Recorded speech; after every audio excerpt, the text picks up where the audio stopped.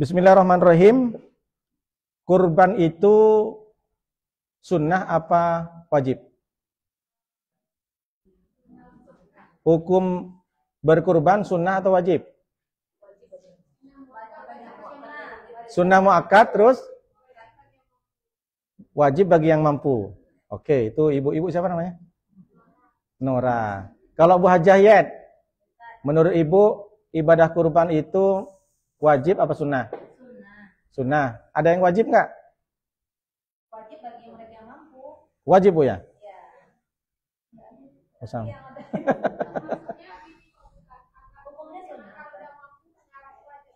Oh, berarti ibu masih ragu bukan wajib, mengarah ke wajib. Makanya dengan adanya ibu-ibu mengaji, maka ibu tahu hukumnya ya. Baik. Pertama, saya sampaikan hukum berkurban wajib. Yang pertama, kata siapa Pak Ustadz? Madhab Imam Hanafi. Salah satu negara yang ikut madhab Hanafi, siapa Pak Ustadz? India. Maka di India itu Bu, yang Islam, miskin tak miskin, kaya tak kaya, pasti karena mereka itu beraliran madhab Hanafi. Apa dalil Imam Hanafi? Dalil Imam Hanafi hadis Nabi SAW. Apa kata Nabi? Man wajadah sa'atan. Siapa yang menemukan sa'atan, waktu luang, kesempatan luang, punya harta yang lapang, yang banyak. Kata Nabi SAW. Falam yudahih. Lalu kemudian dia tidak berkurban. Fala yakrobannah musallana. Maka jangan kalian dekat dengan tempat sholatku. Jangan dekat-dekat ke masjid. Yang mampu berkorban lalu tak berkorban, maka jangan dekat-dekat dengan masjidku. Musallana berarti masjid yang dimaksud Rasulullah bukan Masjid Nabawi. Masjid di mana Rasulullah yang sholatin waktu itu. Berarti masjid semuanya. Ini dalil bahwa kurban wajib. Imam Hanafi. Kalau kita madhab siapa? Imam Syafi'i. Maka Imam Syafi'i hukumnya sunnah muakkad. Apa Bu? Sunnah muakkad. Ingetin tuh, karena ada sunnah biasa nggak muakkad, ghairu muakkad, ada sunnah muakkad. Muakkad itu apa artinya Pak Ustadz? Dikuatkan. Penekanannya lebih, hampir ke wajib. Namanya sunnah muakkad. Jadi kalau ditanya sunnah yang hampir ke wajib apa Pak Ustadz? Namanya sunnah muakkad. Ada dalilnya? Ada. Apa kata Rasulullah? Salatun hunnah alayya faraidu. Ada 3 perkara untukku wajib. Walakum tatawu'un, tapi untuk kalian sunnah. Jadi kata Nabi, 3 perkara bagiku itu wajib. Aku tak bisa meninggalkan. Tapi bagi kalian sunnah saja, tatawu'un. Apa dia? Yang pertama, sholatud duha. Sholat duha. Yang kedua, sholatul witri. Sholat witir. Dan yang ketiga, an-nahru. Wan-nahru. Kurban. Jadi bagi Nabi, sholat duha, sholat witir, berkurban tapi bagi kalian Nah, kenapa wajib? Ya Nabi tak pernah meninggalkan sholat witir. Kalau kita Pak Ustadz, paling ingatnya witir pas habis tarawih. Setahun sekali witir. Nah, alhamdulillah, mantap kalau setiap hari. Saya bilang begini, kadang saya masalah lupa sering. Tak witir. Ya, bagus. Kalau yang masih mengamalkan, berarti seperti Nabi Muhammad. Nabi tidak pernah meninggalkan sholat witir. Nabi tidak pernah meninggalkan sholat duha. Apalagi sholat duha. Banyak yang bolong-bolong. Kenapa? Sibuk bisnis Pak Ustadz. Kan sholat duha itu kan sibuk-sibuknya orang bisnis kan? Lagi ini ngelayanin ini Pak Ustadz, kebetulan lontong sayur laris Pak Ustadz. Dari pagi tak berhenti sampai asar, tak ingat sholat duhur. Masya Allah. Dari saking larisnya. Kemudian berkurban. Jadi hukum berkurban ada berapa Bu? Ada berapa? 2. Yang pertama wajib bagi madhab Hanafi. Yang kedua sunnah muakkad. Kalau ibu sudah dengar 2 hukum kurban ini, ibu ikut siapa? Ibu lebih condong yang mana? Lebih condong Imam Hanafi atau Imam Syafi'i? Oh. Ngomong si bapak tuh, saya Pak Ustadz dari dulu Imam Syafi'i Pak Ustadz. Betul sebenarnya. Bukan karena kurban. Enggak Pak Ustadz, kami tidak pernah beralih Pak Ustadz. Masalahnya Bu, menurut Imam Hanafi tentang kurban yang bagi yang meninggal. Itu ada 4, boleh dicatat. Apa hukumnya berkorban atas nama almarhum atau almarhumah? Maka 4. Perhatikan baik-baik. Kalau menurut Imam, ini catatannya. Iya, hukum berkorban bagi orang yang meninggal, almarhum. Yang pertama, Imam Hanafi boleh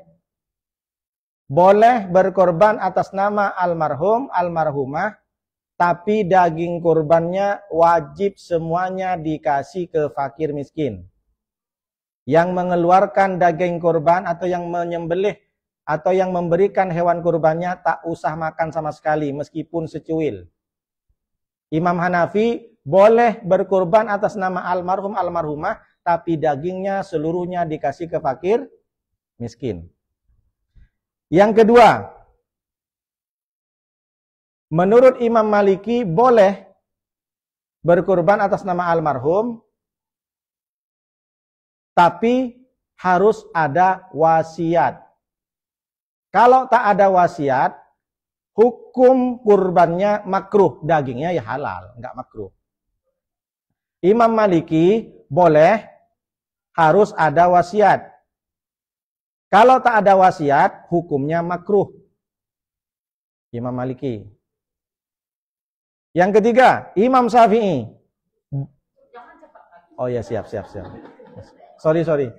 Saya kira ngajar anak SMA. Enggak, saya kira ngajar anak SMA. Rupanya saya tengok udah S5 kan.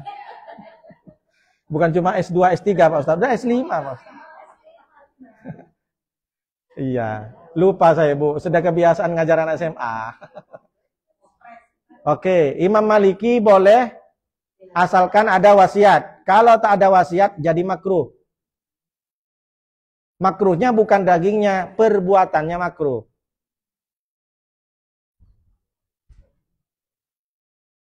Sudah ibu-ibu? Baik, luar biasa, Masya Allah. Semangat luar biasa ibu ya. Mudah-mudahan istiqomah terus ibu ya. Sehat. Husnul khotimah nanti meninggalnya pas lagi ngaji. Tapi nanti Pak Ustadz umur 90 tahun, jangan sekarang. Jangan sekarang Pak Ustaz. Apa tak pahala besar Bu pas lagi ngaji. Kalau saya Bu, saksi semuanya, saya pengen meninggal di atas mimbar khutbah Jumat. Tapi nanti 90. Umur 90 Pak Ustaz. Iya. Sudah Bu ya? Yang ketiga, Imam Syafi'i. Boleh tapi wajib harus ada wasiat. Enggak ada wasiat, tidak boleh.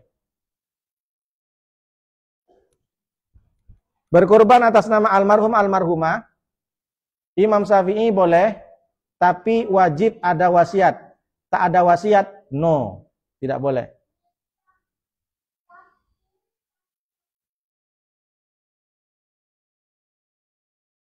Yang keempat, Imam Hambali, ini yang longgar. Boleh Imam Hambali, Imam Ahmad bin Hambal, boleh berkorban atas nama almarhum, almarhumah, ada wasiat, tak ada wasiat, silahkan. Dagingnya silahkan. Yang berkorban anaknya atas nama bapaknya boleh memakan dan mengambil bagian daging kurbannya. Sisanya boleh ke fakir miskin seperti biasa. Karena daging kurban dibagi menjadi 3 bagian. Sepertiga untuk yang berkorban, sepertiga untuk sanak keluarga, jiran tetangga, sepertiga untuk orang fakir miskin. Sekali lagi, Imam Hambali boleh berkorban atas nama almarhum yang sudah meninggal. Ada wasiat, tak ada wasiat, monggo. Dagingnya pun boleh dimakan yang berkorban. Hewan kurban dibagi menjadi 3 bagian. Oh. Contoh. Yang meninggal itu pernah nanti, aku kalau meninggal, kurbankan aku ya. Itu kan wasiat. Iya, atau pernah aku pengen berkurban, tiba-tiba meninggal gitu. Kan berarti itu termasuk niat gitu kan, maka dilaksanakan. Nah kalau memang orang tua kita yang meninggal tak pernah berwasiat, ya tak usah pusing-pusing. Kalau ikut Imam Syafi'i. Nah kalau dalam hal ini ibu ikut yang mana? Oh Imam Syafi'i Pak Ustadz, nggak ada wasiat mama saya Pak Ustadz. Pelit. Pelit itu. Kalau saya konsisten Pak Ustadz, tadi Imam Syafi'i saya ikut Imam Syafi'i Pak Ustadz, yang sunnah. Terus yang ikut masalah korban, oh ternyata saya madhab Syafi'i Pak Ustadz, nggak usah dikorbankan orang tua. Kedekut kali orang ini. Padahal kaya bu, duitnya 20 miliar. Kambing cuma 3 juta. Manalah artinya 2 miliar sama 3 juta. Paham sampai di sini, Bu? Berarti kalau ditanya, kamu ikut siapa? Kemungkinan orang dia ikut Imam Syafi'i karena memang konsisten, atau yang kedua alasannya pelit, kikir, petit, kedekut, bakhil, apa lagi? Oh, lengkap Bu ya. Kalau orang Melayu apa tuh? Kedekut kan? Kalau Bu Rini orang Medan apa? Enggak ada ya?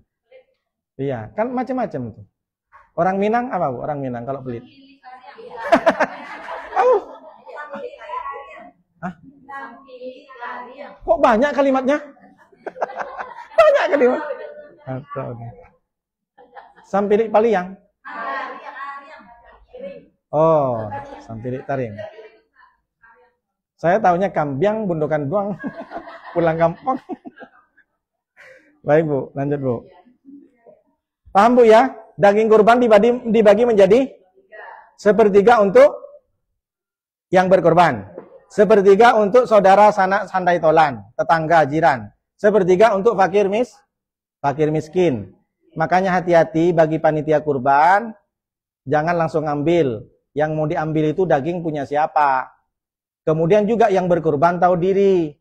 Kalau sudah berkorban ikhlaskan aja, paling bagus nggak usah minta. Tapi kalau mau minta jangan semua diminta. Pak Ustadz saya korban sapi 1 loh. 7 orang keluarga saya. Terus gimana? Antar paha dua-duanya Pak Ustadz. Antarkan kepalanya Pak Ustadz. Antarkan telur Pak Ustadz. Kebetulan jantan itu Pak Ustadz sapinya. Telurnya untuk jamu kuat Pak Ustadz. Antarkan semua. Tinggal rusuknya sama pengurus. Kalau ada orang seperti ini nggak usah diantar ke masjid. Iya, potong sendiri, sembelih sendiri, makan sendiri, masak sendiri, mati pun sendiri. Ngapain ngajak-ngajak orang? Paham Bu ya? Ibu terutama yang korban-korbanku nggak usah terlalu. Nanti pengurus pula yang digosipin. Iya pengurus itu tak jelas tuh. Makan udut haram itu. Makan daging haram dia katanya. Masa aku cuma dikasih segini? Kalau mau berkorban ikhlaskan. Kalau ibu pengen puas, beli sendiri khusus dimakan di kurban 1 kambing aja. Kalau bisa kurban tuh tak usah minta, tak usah pikirkan. Ini kadang banyak orang berkurban. Iya. Sudahlah minta daging kurban banyak kali komplainnya. Komplainnya banyak. Aku udah bayar 3 juta, uang operasional 500 ribu, masa aku cuma dikasih segini? Sudahlah, panitianya itu tak menghormat sama aku. Gila hormat pula dia. Mentang-mentang dia berkorban maunya disalamin, iya Pak Haji, ya Pak. Allahu Akbar. Zaman dahulu tidak ada panitia kurban. Ibu harus pahami. Nggak ada panitia kurban, sembelih sendiri. Nabi Muhammad itu menyembelih sendiri itu 63, 37-nya bagi yang menyembelih Sayyidina Ali. Disembelih sama Sayyidina Ali. Udah capek Nabi Muhammad. Semua atas nama Nabi. Makanya orang berkurban, udah kemarin saya bikinkan video kan. Yang paling rendah itu 1 kambing, 1 keluarga. Yang kedua, level yang kedua yaitu adalah 1 sapi 7 orang. Level paling tinggi 1 orang 100 sapi, 100 onta. Nabi Muhammad sebelum meninggal 2,5 bulan sebelum meninggal kan bulan haji. Setelah bulan haji Muharram, Rabiul Awal, kan meninggalkan Nabi Rabiul Awal, berkorban 100 onta. 100 onta, paling murahnya 1 onta itu sekitar 40 juta. Itu pun untanya berkurap. Kena gatal-gatal itu. Kalau yang bagus 70-75 juta. Anggaplah yang paling murah 40 juta. Kali 100 berapa, Bu? 4 miliar, Bu. 4 miliar. 4 mili. Nabi Muhammad korban 4 mili. Ibu katanya, ya Allah, pengen syafaat. Berapa korbanmu? Kambing itu umur 1 tahun. Cik kali. Paham Bu ya? Orang di mana-mana tidak, saya sunnah Nabi. Harus ikut sunnah Nabi. Kok berapa kurban? Tak sempat Pak Ustadz hari ini karena saya udah beli mobil Pak Ustadz. Mana sunnah Nabimu? Paham sampai sini? Kalau belum sampai beli 100 sapi, belum katakan saya totalitas sudah sunnah Nabi. Pret. Mohon maaf ya Bu ya. Ada orang yang mengaku paling sunnah, betul tak? Paling sunnah karena pakaiannya. Berapa korbanmu? Tahun ini belum Pak Ustadz. Anak saya sekolah ke luar negeri Pak Ustadz. Mana sunnahmu? Saya bukan mengejek. Cuma kenapa? Jangan mengaku paling sunnah. Nabi menikah 100 onta. Pas kawin kepada Siti Khadijah. Ibu berapa dapat mas kawin? Seperangkat alat sholat. Seperangkat alat sholat masih mending seperangkat alat sekolah. Gimana loh? Nah, makanya bilang sama suami, Bang, kalau abang punya sunnah, kita ulang lagi tajdidun nikah. Ulang lagi nikah berapa mas? Ini sekarang mas kawin 2025 rupiah. Karena sesuai dengan tahunnya. Apa pula 2025 rupiah? Dipajang karena duit kuno. Apa gunanya dipajang? Kalau memang ikut sunnah Nabi, bikinkan rumah duluan istrimu itu. Betul? Seperti saya menikah, saya buat rumah dulu. Bukan kaleng-kaleng, saya ini udah live. Meskipun rumahnya enggak Bu, saya bikin rumah dulu sebelum menikah. Ya, itu prinsip orang Madura. Karena orang Madura pantang hidup sama mertua. Iya, menantu sama mertua enggak pernah akur. Itu jelas itu. Bukan saya ngejek, ibu punya menantu perempuan enggak pernah akur itu.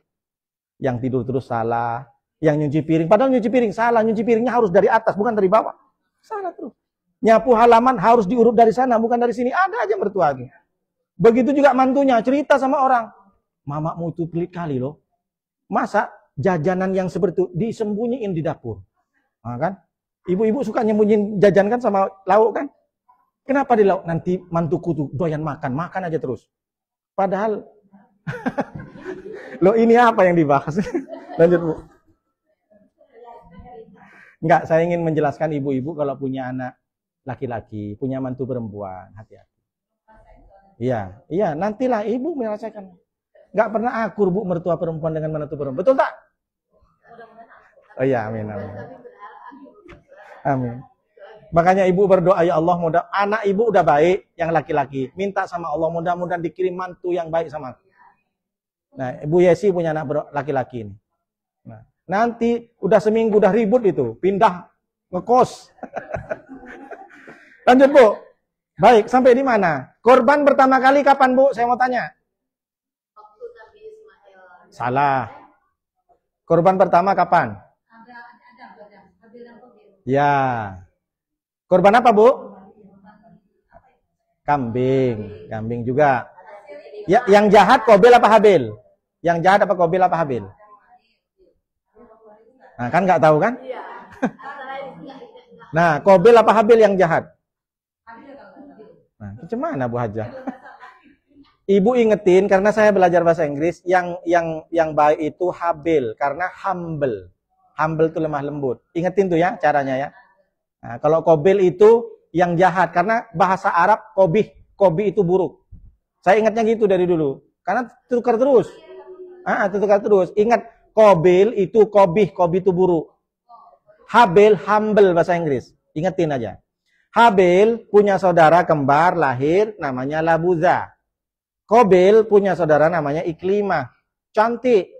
Tapi perintah Allah nikahkan anakmu silang. Yang Iklimah saudara Qabil suruh nikah sama Habil.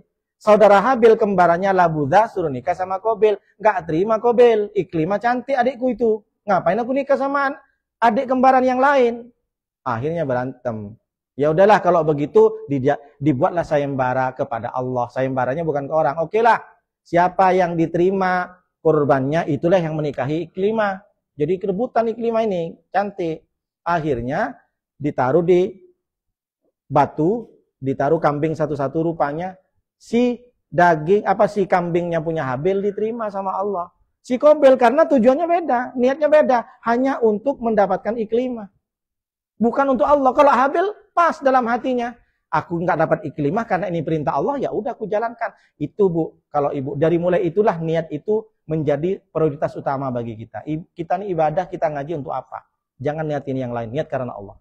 Salah satu bukti Habil tuh ketika menempatkan menaruh kurban kambing itu di hatinya bukan untuk Iklimah. Ya udah ini perintah dari ayahku adalah Rasul, ini perintah Allah.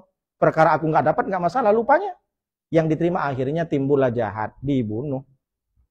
Dibunuhlah aktulan nakah kata si Habil, si Qabil, aku akan bunuh engkau. Ketika itu Habil itu bisa membalas. Bukan berarti Habil itu tak bisa membalas. Jadi bukan ditikung, enggak. Nampak abangnya ambil batu. Ngapain kau bang? Aku bunuh engkau. Habil bukan berarti tak bisa ngelawan, Bu. Tapi Habil karena takut kepada Allah. Inni akhafullah. Aku takut kepada Allah. Ada di surah Al-Maidah itu 27, 28, 29, 30. Kata Habil, aku bukan berarti tak bisa balas abangku, tapi aku takut kepada Allah. Jadi jangan dikira Habil tuh apa? Iya, dikira buntung, dikira nggak punya tangan, sama-sama kuat. Tapi karena ketakutnya sama Allah, karena aku balas berarti aku menyakiti engkau juga. Maka dia takut kepada Allah. Itulah mulai pertama ada manusia jahat dan manusia baik. Jadi kurban pertama kali dimulai dari Qabil dan Habil. Lanjut ke Nabi Ismail. Apa kata Nabi Ibrahim? Ya bunayya, wahai anakku, inni ara fil manam, aku tadi malam bermimpi, anni adbahuka, mimpinya aku menyembelihmu anakku. Fandur mada taro. Bagaimana pendapatmu? Coba aku minta pendapatmu. Aku semalam mimpi, kata Allah aku suruh sembelih kamu. Apa kata anaknya? Anaknya Nabi Ismail tidak banyak kata-kata. Tidak banyak bantah, tidak banyak lagi merespon dengan, oh kenapa begitu? Tidak ada. Tidak ada why, tidak ada how. Why and how? No, nothing. Tapi apa kata dia? Ya abati, wahai abahku. If'al ma tu'maru. Lakukan apa yang sudah diperintahkan kepadamu. Satajiduni insyaallah minas sabirin. Insyaallah kalau kita melaksanakan perbuatan ini, maka kita menjadi orang-orang yang sabar. Apa maknanya, Bu? Nabi Ibrahim berhasil mendidik anaknya. Kalau sudah diperintah Allah, dia tidak bantah lagi. Sekarang berapa banyak anak-anak sudah membantah kepada orang tuanya. Mohon maaf, sudah terbalik. Bagaimana contohnya Pak Ustadz? Anak orang tua yang mencuci mobilnya, orang tua yang beli mobilnya dilap, setelah selesai bagus, silahkan anakku, kau pakai mobil ini. Padahal belum sempat punya SIM, tertabrak, kena lori. Siapa yang salah? Jangan nyalahin anak, jangan nyalahin lori. Maka ini bukti pendidikan kepada anak dari ayah ke anak berhasil. Ismail tanpa harus menanya apapun dan tidak membantah apapun ketika disuruh. Padahal suruh sembelih. Bayangkan coba. Nanti malam ibu bermimpi suruh sembelih anak. Gimana ibu? Nelpon, Pak Ustadz, saya mimpi tadi malam. Didatang siapa? Nabi Muhammad, Pak Ustadz. Suruh apa katanya? Suruh sembelih anakku. Masih mending. Gimana? Suami saya suruh sembelih, Pak Ustadz. Kenapa? Saya main serong, Pak Ustadz. Gimana coba ibu kalau didatangin perintah suruh sembelih anak? Gimana coba? Nabi Ibrahim pas. Iya. Ini bukti bahwa pengorbanan. Kita ini disuruh nyembelih hewan kurban. Binatang, kambing. Masa nggak mau? Nabi Ibrahim suruh nyembelih Ismail. Jadi bagi yang punya nama Ismail, hati-hati takut ada perintah. Ada yang nama Ismail suami ini. Paham Bu maksudnya Bu? Jadi korban itu terjadi yang kedua ketika Nabi Ismail. Dan yang terakhir apa perintahnya? Inna a'atoina kal kautsar fasholli li rabbika wanhar inna syani'aka wal abtar. Artinya, sesungguhnya aku telah memberikan kepadamu Muhammad kautsar. Nikmat yang banyak sekali. Mulai dari kamu dulu tak punya mama, tak punya bapak, tak punya mama, tak punya papa, aku kasih kamu menjadi nabi. Ku kasih engkau dikasih istri, ada anak. Ku kasih engkau menjadi rasul. Maka aku berikan nikmat yang banyak kepadamu Muhammad. Maka dengan nikmat itu kata Allah, fasholli li rabbika wanhar. Tegakkan sholat dan wanhar, berkorbanlah. Kenapa? Karena kalau sudah kau lakukan yang dua itu, maka engkau dapatkan inna syani'aka wal abtar. Sesungguhnya orang yang membencimu Muhammad, yang mencacimu, yang menzalimimu, yang menghinamu, yang bikin status menyindir kamu di WA, wal abtar. Seakan-akan ini ayat untuk kita. Wahai Bu Hajayatri, udah banyak aku kasih nikmat sama kamu. Maka sholatlah, jangan lupa kurban. Udah banyak hartamu itu Bu Hajayatri. Ecek-eceknya begitu. Maka syaratnya dua.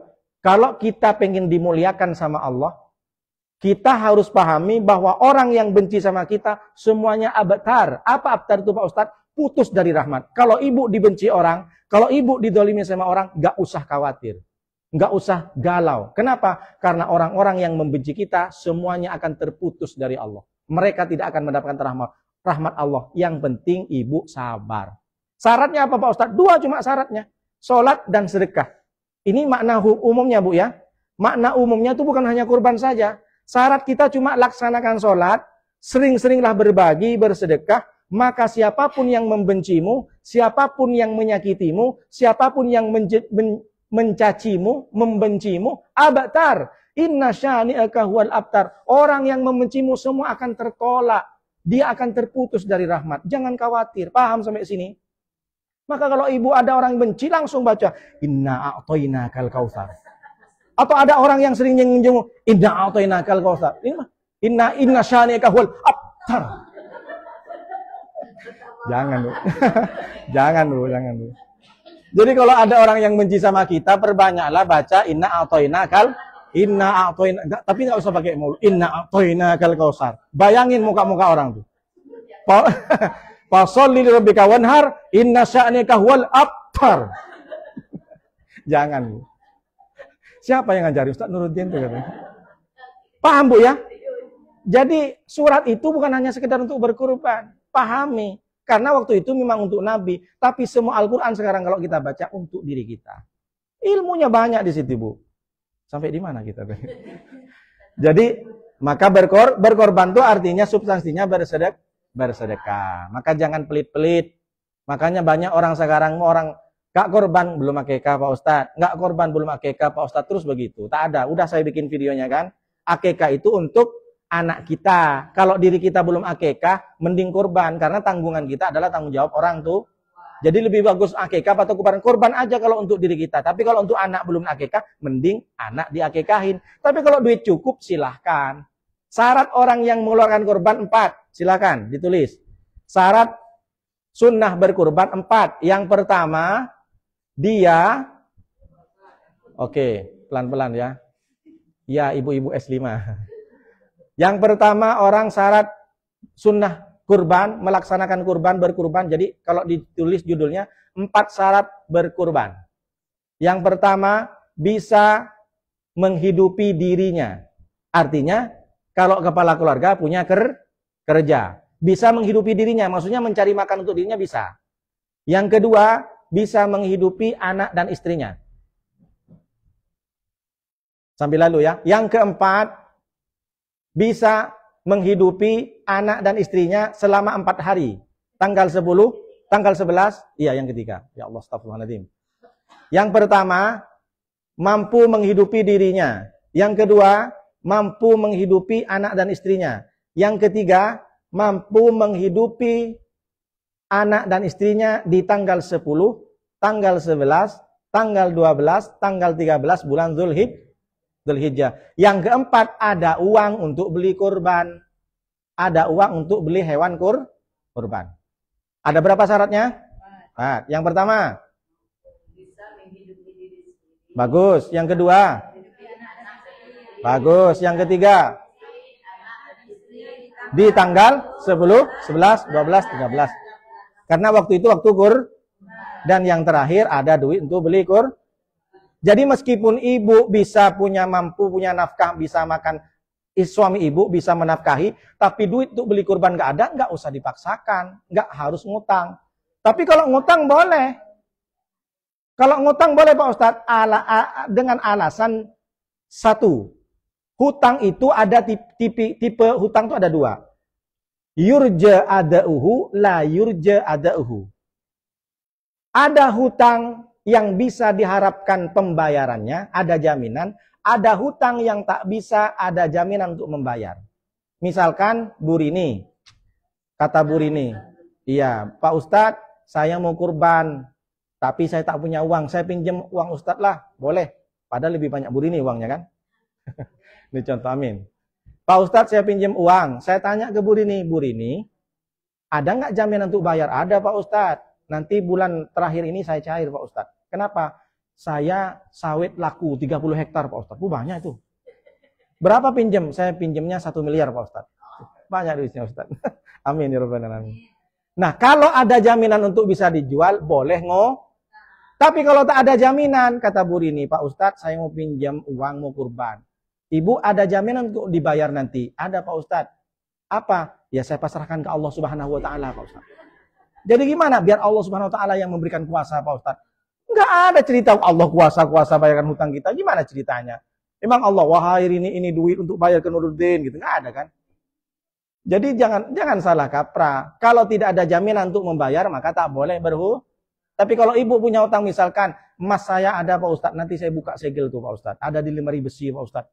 Kodenya lupa saya Pak Ustadz. Jadi harus datang ke bank lagi, harus dibongkar. Jadi untuk saat ini saya tak bisa bongkar tuh Pak Ustadz. Jelas itu. Jangan pula di dalam isinya batu. Jadi apa maksudnya Bu? Hutang boleh berkurban asalkan ada jaminan yang pasti. Betul lah, paham. Namanya yurja adauhu. Yang bisa diharapkan pembayarannya ada la yurja adauhu. Yang tidak bisa diharapkan pembayarannya. Baik. Sekarang hewan kurbannya seperti apa Pak Ustadz? Mim bahimatil an'am. Hewan kurban itu harus hewan ternak dan berkaki 4. Hewan ternak berkaki 4. Meskipun hewan ternak kalau 2 kaki tak boh. Pak Ustadz saya mau kurban berapa ekor? 100 ekor. Apa? Ayam jago Pak Ustadz. Ah bisa. Ayam berapa kakinya? 2. Saya Pak Ustadz. Ada hewan ternak Pak Ustadz, berkaki 4 apa? B2 Pak Ustadz. Cuma adalah B2. Meskipun kaki, kan ternak juga itu kan? Nah, meskipun ternak ya kan haram tuh guys, bukan makanan kita. Jangan seperti yang di NTT itu bawa B2 itu sampai 5, mau apa? Baru mau alap dia. Baru mau alap karena dia punya ternak B2 kan? Dibawalah B2 untuk kurban. Ke masjid pula. La ilaha illallah. Paham Bu ya? Mimbahi matil an. Nah, sekarang saya tanya, kuda itu hewan ternak atau bukan? Ternak apa, Bu? Kuda. Bukan untuk tumpangan kuda itu. Iya, kalau sapi kan untuk tumpangan kan. Makanya kalau sapi dibuat tumpangan, mohon maaf, orang Madura, kerapan sapi itu haram. Disiksa itu kan. Tak boleh Pak Ustaz. Banyak kawan saya Madura. Iya. Lah ya kan untuk tumpangan. Imam Maliki yang membolehkan makan daging kuda. Kalau Imam Syafi'i haram makan daging kuda itu karena memang khusus tumpangan. Tapi mazhab yang lain boleh. Silahkan. Katanya mau Imam Syafi'i. Enggak ada kurban kuda ya. Enggak ada. Kalau Imam Syafi'i tak boleh. Paham Bu ya? Oke. Baik. Hewan kurban Pak Ustadz berapa umurnya Pak Ustadz? Hewan kurban umurnya 2 tahun kalau domba. Tahu domba?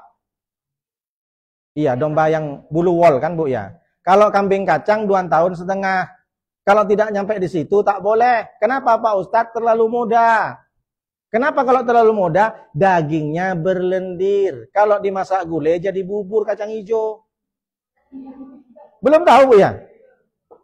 Cobalah kalau jadi kalau belum cukup umur itu maka makan kayak bubur, bukan kayak gulai. Gimana cara tahunya Pak Ustadz? Kita kan beli nih, tengok gigi sudah tumbuh atau belum. Yang kedua, tanduk kalau laki-laki. Kalau perempuan giginya ditengok, makanya ibu beli daging korban tuh tengok giginya. Rupanya pakai gigi palsu. Enggak, tengok dulu kambingnya. Apakah tumbuh gigi? Kalau laki-laki tumbuh tanduk. Sampai sini belum pernah dengar ya? Masya Allah. Teman. Oh ya, alhamdulillah. Tapi saya perjelas kan? Oke. Apanya Bu? Ibu nengok jenggot saya. Iya. Itu karena laki-laki Bu. Sekarang saya tanya, lebih utama jantan atau betina? Alasannya? Oke. Alasannya Bu Rini, kenapa lebih utama korban yang jantan daripada betina? Ya, belum ingat. Bu Hajah. Karena yang jantan lebih serem. Karena di dunia perhewanan jantan nggak usah banyak. Tak usah banyak-banyak jantan itu, maka bunuh aja. Iya betul ya. Salah satunya begitu. Kenapa Pak Ustadz? Dalam satu kandang ada 20 kambing betina. Satu jantan kambing, jadi nggak anak tuh? Paham sampai di sini? Makanya jangan salahkan laki-laki punya bini 4. Jadi dalam dunia perhewanan saja, laki-laki tak usah banyak, perempuan yang harus banyak. Betul, karena berkembang biak. Paham sampai di sini, Bu? Maka jangan salahkan laki-laki banyak bininya itu. Kalau saya, salahkan Bu ya nanti ya. Karena setiap satu, ini Pak Ustadz kemana-mana, Ustadz nih. Makanya saya bilang, taruh jantan 1, betinanya 5 di kandang. Hamil semua nggak kira-kira? Hamil semua.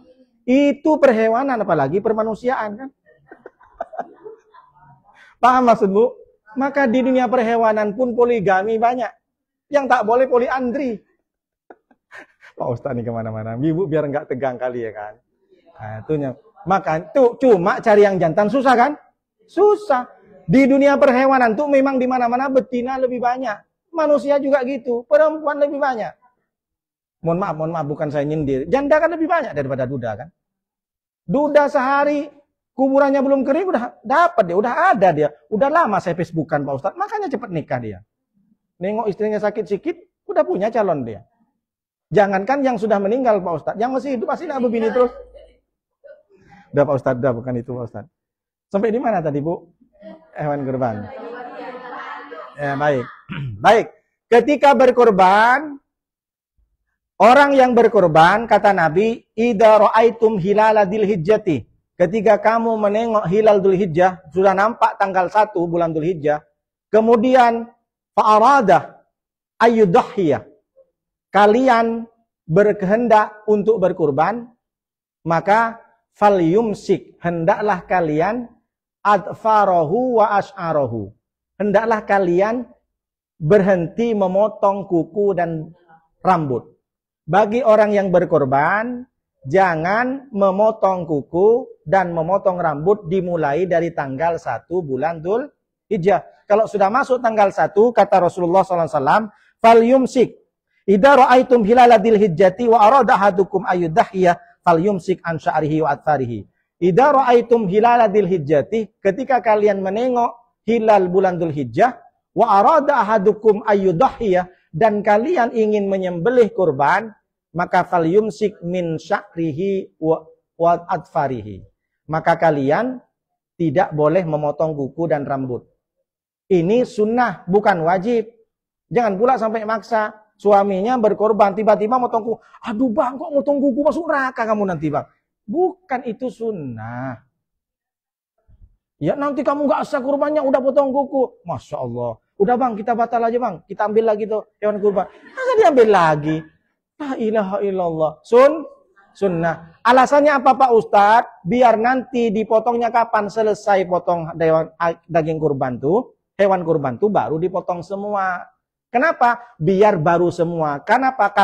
Kata Rasulullah, innaha la ta'ti yaumal qiyamah. Sesungguhnya hewan kurban itu di hari kiamat datang, bikuruniha wa ash'ariha wa adfariha, dengan tanduknya, dengan bulunya, dengan kukunya, bersaksi di hadapan Allah. Ya Allah, inilah yang berkorban ya Allah. Inilah korban dari ibu kajian fikih sebanyak 100 sapi ya Allah. Ini bersaksi.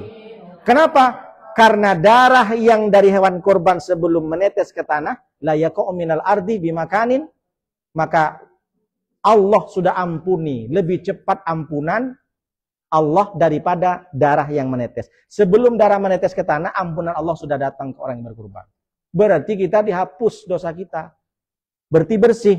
Makanya potong kukunya setelah sembelih hewan kurban. Biar badan baru, otak baru, pikiran baru, hati baru, kuku baru, bulu baru, rambut baru, tapi bininya masih yang lama. Jangan pula bini baru. Bilang sama ayah, sama suami, bang semuanya baru bang, kalau habis kurban bang. Tapi aku tetap yang lama bang. Jangan pula yang baru bang. Misalkan begitu. Ini karena nggak ada laki seneng. Jangan gitu loh Pak Ustadz. Paham Bu ya? Nah ini sunnah-sunnah daripada berkorban. Baik. Kemudian ada catatan saya karena hewan kurban ini kalau disusun tidak rapi malah kemana-mana pembahasannya. Kayak tadi itu kemana-mana. Baik. Hewan kurban levelnya berapa orang? Tadi udah kan? Udah disampaikan. Berarti kemudian sekarang cara mesembelihnya. Ketika penyembelihan disunnahkan datang. Nah Rasulullah itu mengajak Siti Aisyah, mengajak Siti Fatimah, mengajak Hasan dan Husain, mengajak Sayyidina Ali untuk bersama-sama melihat. Nah, melihat apa? Penyembelihan kurban. Wal butnah, buka Quran surat Al-Haji ayat 36. Coba yang punya HP silakan. Enggak, Bu, sunnah juga, Bu. Sunnah. Surat Al-Haji ayat 36. Biar tahu sama-sama, nanti di screenshot, Bu. Al-Hajj 36. Kalau enggak 36, 26. Pertama wal butnah.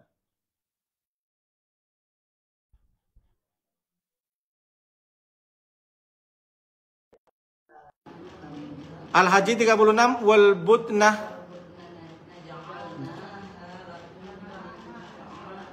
min syiar. Onta-onta yang disembelih itu aku jadikan sebagai syiar, menyiarkan, menyampaikan, mendakwahkan, memperlihatkan kepada orang banyak tentang kebesaran Allah. Apa maknanya? Kita disunnahkan menengok ketika penyembelihan agar orang lain, mohon maaf, yang non-muslim, yang tidak tahu tentang Islam, biar tahu orang Islam itu banyak. Selama ini menyangka orang Islam itu sedikit. Kenapa? Nengoknya di waktu subuh. Sedikit ya orang Islam. Katanya di sini mayoritas. Nengoknya waktu subuh, rupanya satu saf.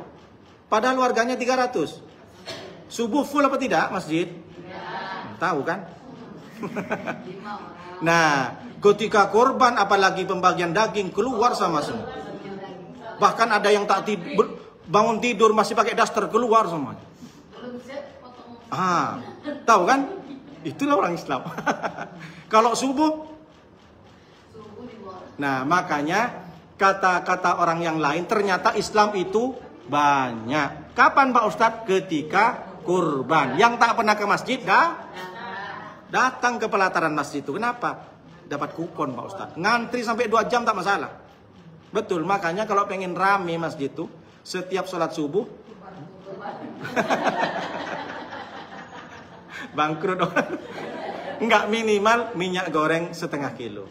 Yang sholat subuh dapat minyak goreng setengah kilo. Penuh enggak masjid itu? Besoknya gula 1 kilo. Besoknya teh. Besoknya lagi gratis makan mie gacuan. Orang ngantri ke mie gacuan aja berjam-jam tak masalah kok. Tapi suruh ngantri subuh susah. Itulah fenomena. Maka sampaikan kepada suami dan anak-anak ibu. Tapi jangan sampai menyalahi aturan. Orang yang menengok harus tutup aurat. Jangan sampai tak tutup aurat. Banyak orang nengok penyembelihan kurban, dia masih sama dengan jim, pakai celana ketat. Ketat kan? Nanti takut tukang jagalnya tak bisa bedakan mana paha sapi, mana paha orang. Itu masalahnya. Iya, dari saking sempitnya teriak tuh paha. Sempit katanya. Sesak katanya. Celana apa? Celana bajing ya? Celana? Oh, leci. Saya ngetes aja. Takut tertukar. Mana paha sapi, mana paha orang yang nengok. Maka tutup aurat, pakai baju yang tak mandi tak masalah, yang penting pakai cadar aja. Kan tak nampak tuh kalau tak mandi kan. Jadi itu sunnah Bu, datangkan. Rasulullah juga begitu. Paham ya sampai di sini? Nah, kalau memang tak sanggup nengok sapi, jangan. Saya ini termasuk teori untuk menyembelih kurban itu kan kalau dari atas, itu muncratnya ke atas. Kalau sembelih dari bawah, muncratnya ke bawah. Maka lebih bagus kalau nyembelih dari bawah. Pak Ustadz pernah nyembelih? Enggak, teori aja. Saya nengok, saya dari dulu tak pernah berani. Saya bisa berani nyembelih ayam aja. Soalnya dulu ada di kampung, sok-sok berani, karena dia Ustadz kan. Udah pakai sorban, pakai jubah. Silakan Pak Ustadz, padahal tak pernah nyembelih. Rupanya nyembelih, bismillahirrahmanirrahim. Bukan, belum darah keluar, dia yang pingsan. Allahu Akbar. Itulah masalah, makanya saya tak bisa Bu. Jadi jangan paksa saya bilang gitu. Ada khusus lah saya bilang gitu. Tapi Pak Ustadz kalau bercerita, sama dengan ketika saya bercerita tentang kematian. Apakah saya mati dulu? Kan enggak. Ada orang Ustadz belum menikah, dia disuruh memberikan nasihat pernikahan. Diejek, kamu jangan memberikan nasihat pernikahan karena kamu belum menikah. Emang kalau ceramah tentang kematian harus mati dulu? Kan enggak. Jadi saya berbicara tentang teori karena saya melihat yang betul secara sunnahnya. Itu dipaksakan. Hewannya belum mati, dia pula yang mati dulu, pingsan. Nah, tak kuat nengok darah, naik tensinya. Saya juga begitu Bu. Jadi kadang saya itu gimana ya, nggak tega. Orang kalau nggak tega dengan penyembelihan biasanya orangnya penyabar. Kayak saya ini penyabar. Kenapa Bu? Paham sampai di sini Bu ya? Baik, sekarang pembagiannya boleh nggak? Mohon maaf, non muslim boleh nggak mendapatkan? Boleh. Alasannya dengan alasan? Biar apa Ustaz terjalin. Ya, boleh diberikan kalau di komplek itu sudah terpenuhi semua. Maka boleh, tapi pembagiannya dibedakan. Yang muslim itu dapat 3 kilo, yang non muslim dapat 1 kilo. Rupanya nggak komplain. Pak, panitia kurban, kenapa saya dapat 1 kilo? Kawan saya, dia kan muslim, ya nggak bisa. Bapak berarti tak mengamalkan Pancasila, keadilan dan beradab. Berarti Bapak nggak beradab. Ngomong gitu. Ibu kalau mau dapat 3 kilo juga, ada passwordnya. Apa passwordnya? Asyhadu an la ilaha illallah wa asyhadu anna Muhammadur. Langsung login. Jadi boleh. Kecuali memang sudah terpenuhi, boleh kasih, nggak masalah. Ya, itu mensiakan bahwa orang Islam itu nggak pelit. Paham sampai di sini Bu ya? Baik, lanjut ke masalah tentang yang kedua, syiar. Setelah menengok hewan kurban yang sembelih itu syiar, yang kedua mengingat kematian. Kalau kita nengok hewan kurban disembelih, kita merasakan bagaimana hewan saja yang sakitnya sekali dia mengerang. Kita nih sakitnya berkali-kali Bu. Sakit ketika sakaratul maut, sampai ke kubur kalau disiksa sakit lagi. Sampai dibangunkan dari kubur, ada di padang mahsyar sakit lagi. Sampai ke hari hisab sakit lagi. Sampai ke mizan sakit lagi. Lewat di Shiratal Mustaqim kalau tak selamat sakit lagi. Berapa kali kita sakit? Maka kita mengingat kematian itu, oh ternyata mati itu sakit. Kata Nabi, apa kata Nabi SAW hadisnya di sini? Asyaddu min alfi darbatin bisyayf.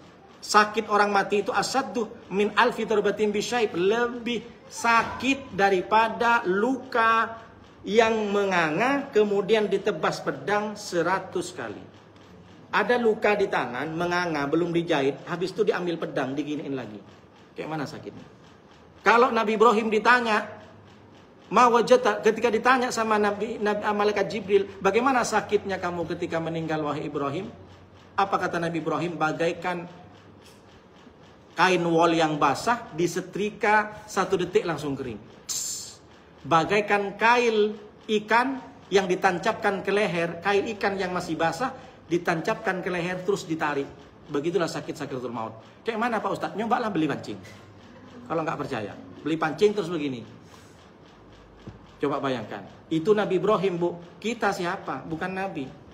Makanya kita selalu berdoa, Allahumma inna nas'aluka salamatan fid din wa afiyatan bil jasad wa ziyadatan fil ilmi wa barakatan fil rizqi wa taubatan qabla maut wa rahmatan indal maut wa maghfiratan ba'dal maut. Allahumma hawin alaina fi sakartil maut wan najata minan nar wal afwa indal hisab. Mantap, hafal semua. Di situ ya Allah mudahkan di sakaratul maut saya. Nabi Muhammad aja merasakan sakitnya, apalagi kita. Karena malaikat maut nengok kita. Kalau Nabi Muhammad masih permisi, Nabi Muhammad assalamualaikum. Kalau kita cabut gini langsung. Makanya kita selalu berdoa, Allahumma tim lana bi husnil wala tahtim lana bi su'il. Ya Allah, akhiri hidup saya dengan husnul khatimah dan jangan akhiri hidup saya dengan su'ul khatimah. Caranya bagaimana Pak Ustaz? Lakukan hobi kita sesuai dengan syariat Islam. Karena siapapun yang meninggal sesuai dengan kebiasaannya. Kalau kita sering mengaji, insya Allah kita meninggal dalam keadaan mengaji. Tapi jangan Pak Ustaz. Ini Pak Ustaz dari awal asik nak mati terus, sekarang pun mati juga. Nggak apa-apa, ingat kematian itu ya. Oke, selanjutnya yang terakhir saya sampaikan tentang masalah kurban, masalah upah dari tukang potong. Makanya tukang potong sama menjaga hewan kurban. Ini banyak yang berselisih. Orang yang tukang potong tidak boleh diambil dari daging kurban, dibayarkan sama kulitnya. Apa kata Rasulullah di sini disampaikan hadisnya? Saya tak hafal. Man ba'a jilda adhiyatihi fala udhiyatalahu. Man ba'a jilda adhiyatihi fala adhiyatalahu. Siapa yang menjual kulitnya atau dijadikan upah kepada yang memotong, maka sesungguhnya dia tidak sah kurbannya. Jadi kalau kita mengupah orang yang tukang jagal, jangan diambil dari daging kurbannya. Mau itu kulitnya, mau dari... Bagaimana caranya Ustadz? Kesepakatan panitia. Silahkan panitia itu rapat. Kenapa? Iya, makanya kalau kita daftar ke masjid 3 juta uang kambing, 500 uang operasional. Maka harus dibicarakan. Ya, termasuk yang jaga hewan. Yang jaga hewan malam itu, itu harus dikasih. Jangan sampai tak dikasih rokok. Kalau tak dikasih rokok sama makanan gak ada upah, dilepas malam-malam tuh. Kalau lepas siapa yang tanggung jawab? Makanya harus jelas. Rapat di depan ini kalau hilang siapa kira-kira? Apakah ditanggung jawab panitia? Apa ditanggung jawab sama orang yang jaga? Harus jelas. Sama dengan, mohon maaf, ada kasus tadi ada yang nanya, bagaimana Pak Ustadz? Saya sudah pesan sapi kurban, lalu kemudian ternyata cancel. Padahal saya suka kasih DP. Mau tidak mau dia maksa orang untuk masuk harus beli. Cemana akadnya dari awal? Makanya dalam jual beli itu ada khiyar. Apakah ada khiyar secara tertulis? Kalau tidak ada perjanjian yang sepakat, si penjual sapi tak boleh juga nuntut. Nggak boleh. Apa buktinya kamu nuntut sama aku? Kalau memang cuma katanya nggak bisa. Dalam pengadilan aja harus tertulis. Ada nggak nampak kamu orang ini? Iya nampak saya. Seingat saya nampak. Kapan itu? Itu jamnya tak tahu. Kamu pernah nggak diangkat menjadi PT di sini? Iya. Ada SK-nya? Lupa SK-nya nggak ada. Makanya dalam pengadilan aja harus tertulis. Makanya sama dengan hutang, harus menulis, harus ada ditulis jatuh temponya. Jangan hanya sekedar ngomong. Fakatibun alahu. Itu ada di Al-Quran itu. Surat tentang hutang. Kalau ibu berhutang dan berhutang ke orang, nulis. Ditulis kata Allah. Tulis, jangan sampai tak tulis. Harus ada catatan. Maka jual beli juga begitu. Si penjual pun tak boleh juga nuntut karena cancel dengan segala macam. Bagaimana perjanjian dari awal? Jangan dipaksa orang untuk beli karena dia udah cancel. Makanya sepakat dari awal sama dengan di pengurus. Kesepakatan awal bagaimana? Yang upah berapa? Yang tukang jaga sapinya berapa? Harus jelas. Jangan sampai mengambil, bayarkan dari uang kas masjid. Haram. Uang kas masjid orang itu berinfak untuk pembangunan masjid. Jangan dicampur aduk. Sama dengan panitia ketika makan. Apa? Makan apa nih? Diambillah daging. Daging siapa yang kau ambil? Yang berkorban 50 orang. Sudah pamit nggak sama 50 orang tuh? Sepakat nggak 50 orang itu? Ini kan kami panitia nggak ada makan. Capek kami Pak Ustadz. Suruh siapa kok jadi panitia? Panitia itu bukan sunnah. Nggak ada zaman Nabi. Panitia itu dengan sukarela biar dapat pahala banyak. Maka ambil bagian. Meskipun dapat 2 kupon. Bilang dari awal. Mohon maaf semua pekorban-pekorban di sini. Untuk panitia kita berikan 2 kupon. Sepakat? Sah? Ridho, siap. Saya Pak Pengurus adalah orang yang paling ridho. Terserah Pak Pengurus ngambil, tapi bagian saya. Jangan cuma ngomong aja. Ketika dikasih nggak sampai sepertiga, komplain dia. Loh, kok saya nggak sampai sepertiga? Loh, katanya ikhlas untuk dimakan panitia. Ya maksudnya ngambil yang lain juga, ya nggak bisa. Makanya yang berkorban itu sepakatin semua. Nanti pengurus ini akan mau masak. Masak daging yang mana? Jangan ngambil daging korban itu, nggak boleh. Kecuali memang bilang ada satu Pak Haji, Pak Pengurus, mohon maaf Pak Panitia Kurban, silahkan ambil bagian saya. Saya cukup 1 kilo aja lah, sapinya besar, limusin. Ambil bagian saya, silahkan masak. Mantap ini. Kalau perlu orang yang berkurban nggak usah mengharap dagingnya. Ini sudah kaya, rumahnya besar, kulkas 10 pintu, tamak rakus dia. Penuh sampai tak bisa tutup kulkasnya. 10 pintu kulkas tuh, Bu. Nggak ada ya? Ini dari saking besarnya kan. Sampai tak bisa ditutup gitu kulkas itu, Bu. Sekali buka jatuh kepala kambing, kerepak. Sekali buka, apa namanya itu, Bu? Lutut sama pahanya. Ya Allah, tamaknya, saya bilang gitu. Maka kalau berkorban aja. Kalau pengen makan puas, belilah 1 kambing lagi, betul? Beli daging di pasar tuh, pasar pagi, puas-puasin aja lah. Yang korban khusus fakir miskin, mantap itu. Maka ibu, kita belajar berkorban biar nggak pelit. Itu masalahnya. Jadi siapapun ibu yang berkorban, jangan mikir lagi bagian saya berapa, bagian saya berapa. Masa bagian saya, bagian bapak aja Pak Ustadz? Udah fitnah kemana-mana, sudon. Itu yang banyak, Bu. Yang berkorban malah jadi dosa. Kenapa? Ngomongin panitia kurbannya. Memang tak betul. Dulu saya waktu itu yang jadi panitia enak. Ini yang jadi panitia Ustadz Nuruddin. Laknat Ustadz Nuruddin. Astagfirullahaladzim. Paham, Bu ya? Paham sampai sini? Jangan bermental orang miskin.